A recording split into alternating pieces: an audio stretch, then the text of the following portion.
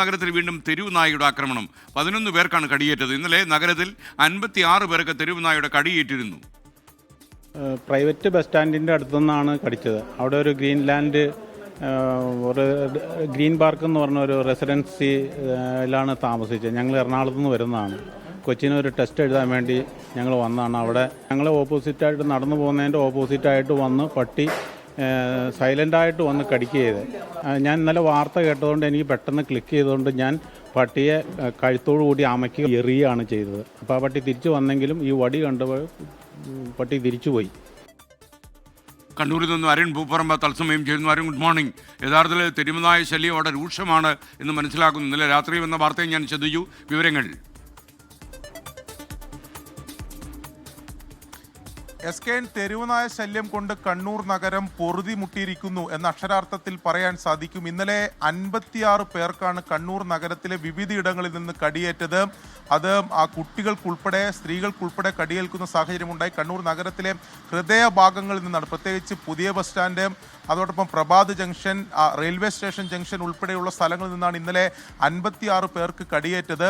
ഇന്നിപ്പോൾ പുലർച്ചെ, അതായത് 5 മണി മുതൽ ഇങ്ങോട്ട് റെയിൽവേ സ്റ്റേഷൻ മുതൽ പുതിയ ബസ് സ്റ്റാൻഡ് വരെ 11 പേർക്ക് ഇപ്പോൾ കടിയേറ്റിട്ടുണ്ടത്.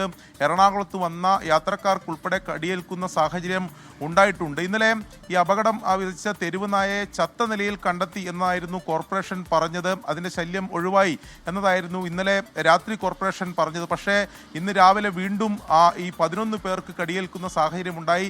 വലിയ തെരുവ് നായ ഭീതിയിലാണ് കണ്ണൂർ നഗരമുള്ളത് എന്നതാണ് ഏറ്റവും പ്രധാനപ്പെട്ട ആ കാര്യം. ഞാൻ സൂചിപ്പിച്ച പോലെ തന്നെ ഏറ്റവും തിരക്കുള്ള സ്ഥലങ്ങളിൽ, റെയിൽവേ സ്റ്റേഷൻ, അതിരാവിലെ മുതൽ റെയിൽവേ സ്റ്റേഷൻ ഭാഗത്തൊക്കെ നല്ല ആൾക്കാരുള്ളതാണ്. അവിടെയാണ് ഈ തെരുവ് നായയുടെ ആക്രമണം ഉണ്ടായിട്ടുള്ളത്. കൂടുതൽ പേർ ജില്ലാ ആശുപത്രിയിൽ ഇപ്പോൾ ചികിത്സ തേടിയിട്ടുണ്ട്.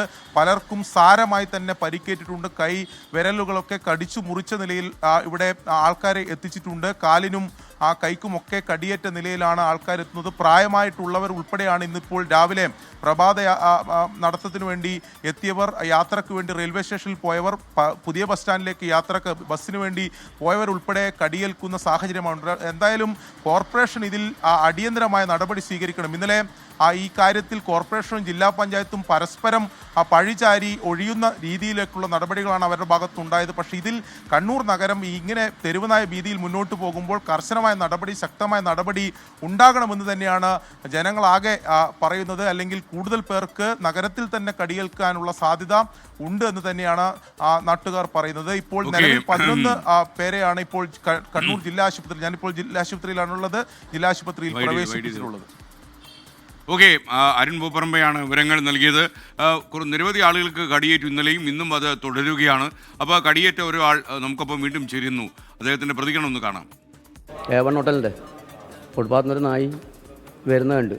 അതിപ്പം എന്നെക്കുള്ള വന്നു. അപ്പോൾ ഞാൻ കുടയുണ്ടായിരുന്നു, കുടേനെ കൊണ്ട് അടിച്ചു. പക്ഷേ നായി വിട്ടില്ല, കടിച്ചു. ഞാൻ താഴെ വീണു. കാറ്ററിങ്ങിന് വർക്ക് ചെയ്യുന്ന റെയിൽവേൻ്റെ. അപ്പോൾ ഞാൻ രാവിലെ റൂമിൽ നിന്ന് ഇങ്ങോട്ട് വരുന്ന സമയത്ത് കൊമേഴ്സിൻ്റെ അവിടെ വെച്ചിട്ട് പിന്നെ ഒരു പട്ടി ഓടി വരുമ്പോൾ എനിക്ക് കടിക്കുന്നുള്ളൊരു എനിക്ക് തോന്നി. അപ്പോൾ എൻ്റെ കയ്യിലെ ബാഗ് ഞാൻ അതിൻ്റെ നേരെ തട്ടിയപ്പോൾ ബാഗ് തെറിച്ചപ്പോൾ വന്നിട്ട് കാലിന് കടിച്ചപ്പോൾ അത് ഒഴിവാക്കാൻ വേണ്ടി എൻ്റെ കഴുത്തിയെ പിടിച്ച് ഒഴിവാക്കിയപ്പോൾ തിരിച്ച് എൻ്റെ കൈക്ക് കടിച്ചു. എന്തായാലും ഈ തെരുവുനായയുടെ ശല്യം രൂക്ഷമായിരിക്കുന്ന കണ്ണൂരിൽ നിന്നാണ് വിവരം.